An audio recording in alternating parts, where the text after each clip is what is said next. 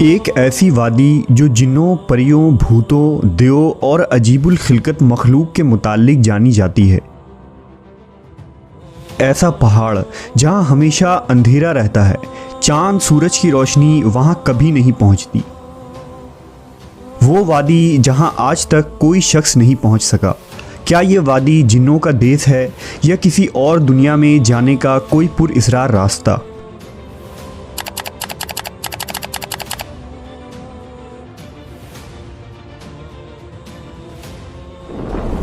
کوہ قاف کا نام سامنے آتے ہی کوئی گمشدہ عربی کہانیاں ذہن میں جاگ اٹھتی ہے۔ ایسی کہانیاں جو بادشاہوں کی حسین شہزادیوں سے شروع ہو کر جنوں اور پریوں کے زیر قبضہ ہیبت ناک قلعوں اور طلسم سے جڑی ہوتی ہے۔ ایسی کہانیوں کا مرکز عام طور پر یہ ہوتا ہے کہ فلاں ملک کے طاقتور بادشاہ کی حسین اور نرم و نازک شہزادی کو فلاں جن یا دیو نے اغوا کیا اور کوہ قاف کے کسی وادی کے تاریک محل میں لے جا کر قید کر دیا۔ اس طرح کی کہانیاں ہندوستان، ایران اور عرب علاقوں کے افسانوی اور ادبی کتابوں میں اہم مقام رکھتی ہے۔ تحریری شکل میں موجود ہونے کے علاوہ یہ داستانیں سینہ بسینہ روایتوں کی شکل میں بھی منتقل ہوئی ہیں۔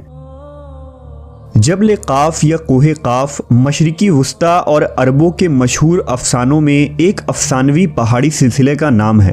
اسلامی روایتوں میں کوہ قاف کو جنوں کا وطن کہا جاتا ہے جسے خدا نے چمکتے زمرد سے بنایا ہے، جبکہ ایرانی روایتوں کے مطابق یہ علاقہ شمالی قفقاز کے علاقوں میں تھا، جس علاقے کو انسانوں کے کسی حکومت نے بھی آج تک قبضہ کرنے سے ناکام رہا، کیونکہ قدیم علم نے ان بلند پہاڑی علاقوں کو اسرار میں ڈھانپ رکھا تھا۔ کوہ قاف دراصل ایک طویل پہاڑی سلسلہ ہے۔ یہ زمین کا سب سے دور دراز مقام کہا جاتا ہے، جو داستانوں میں زرتشت کی زمین اور سیمرغ نامی پرندے کی وجہ سے مشہور ہے۔ کہتے ہیں کہ کوہ قاف سبز زمرد پر مشتمل ہے، جس کے عکس نے آسمان کو سبز رنگ عطا کیا ہے۔ کوہ قاف کو جنوں کا شہر بھی کہا جاتا ہے، جہاں زمانہ قدیم میں جنات کی نسلوں نے بہت ساری حکومتیں قائم کی تھی۔ امام قزوینی لکھتے ہیں کہ کوہ قاف کئی علاقوں میں منقسم ہے، جس میں 70 زمینیں چاندی کی ہیں، 70 زمینیں سونے کی ہیں اور 70 مشک کی۔ عربی کتابوں کے مطابق قاف پہاڑی سلسلوں میں سب سے اونچا تھا، جو اللہ کی طرف سے زمین کو سہارا دینے کے لیے بنایا گیا تھا، اور اس دنیا میں جتنے بھی پہاڑی سلسلے ہیں، تمام سلسلوں کی شاخیں زیر زمین کوہ قاف سے جڑا ہے۔ اس طرح کوہ قاف جو اس زمین کا سب سے بڑا پہاڑ ہے، تمام پہاڑی سلسلوں کا مرکز ہے۔ زکریا القزوینی نے 13ویں صدی میں عجائب المخلوقات و غرائب الموجودات نامی ایک کتاب لکھی تھی، جس میں انہوں نے کاسمولوجی کے مطابق یہ نظریہ دیا ہے کہ آسمان کو خدا نے تھام رکھا ہے تاکہ وہ زمین پر نہ گر پڑے۔ اس زمین کے چاروں طرف پہاڑوں کا ایک طویل سلسلہ ہے، جس میں کوہ قاف بھی شامل ہے، جو ان سلسلوں کو کھوٹی کی طرح اپنی جگہ پر رکھتا ہے۔ اسی طرح مشہور صوفی بزرگ جلال الدین رومی نے اپنی تحریروں میں کوہ قاف کا ذکر کچھ یوں کیا ہے کہ طاقتور بادشاہ سکندر ذوالقرنین نے آب حیات کی تلاش میں مشرق کا سفر کیا تھا۔ اس سفر کے دوران آپ کوہ قاف تک جا پہنچے تھے۔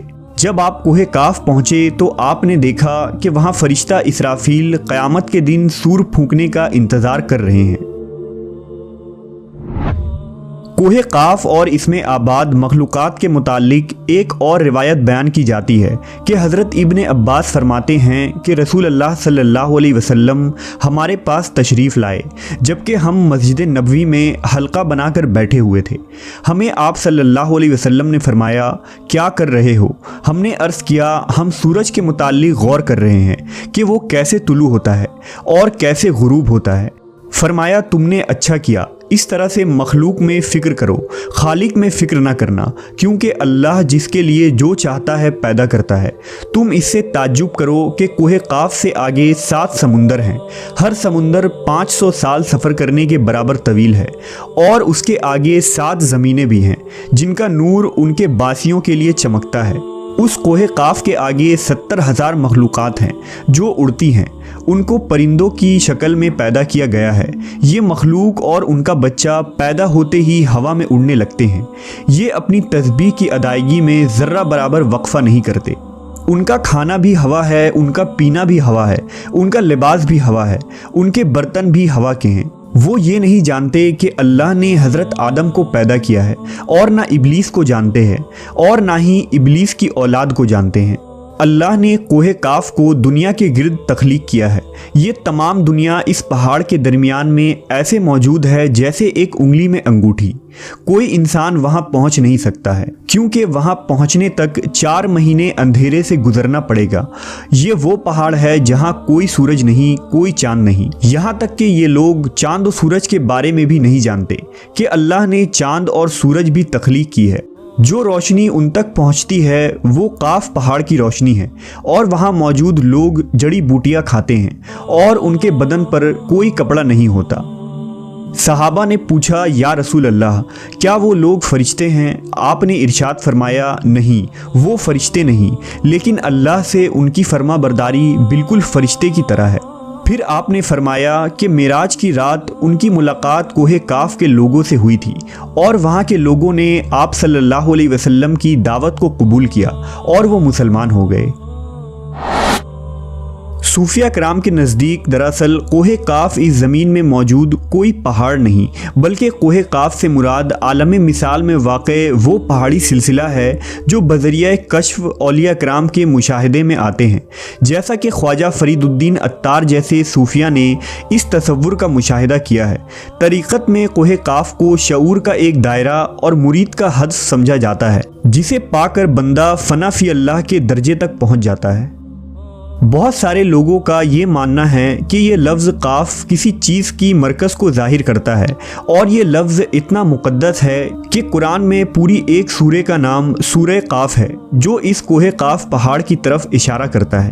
اس سورہ میں اللہ کی وحدانیت، موت اور زندگی کا نظریہ پیش کیا گیا ہے۔ کوہ کاف جغرافیائی اعتبار سے ہماری اس زمین میں کہاں موجود ہے، اس کے متعلق مختلف نظریات پائے جاتے ہیں۔ زیادہ تر مورخین کا اس بات پر اتفاق ہے کہ عربی داستانوں کی کوہ کاف دراصل موجودہ روس میں قفقاز یعنی ماؤنٹ کوککس نامی ایک پہاڑی سلسلہ ہے۔ یہ علاقہ یورپی روس میں بحر اسود اور بحر قزوین کے درمیانی حصہ ہے، جس میں آرمینیا، آذربائیجان، داغستان، روس اور چیچینیا جیسے ملک شامل ہیں۔ یہ علاقہ قدرتی حسن سے مالا مال ہے، جہاں جانوروں اور پرندوں کی بے شمار اقسام پائی جاتی ہیں۔ جھیلیں، آبشاریں اور چھوٹے چھوٹے چشمے دیکھ کر ایسا معلوم ہوتا ہے گویا جنت زمین پر اتر آئی ہے۔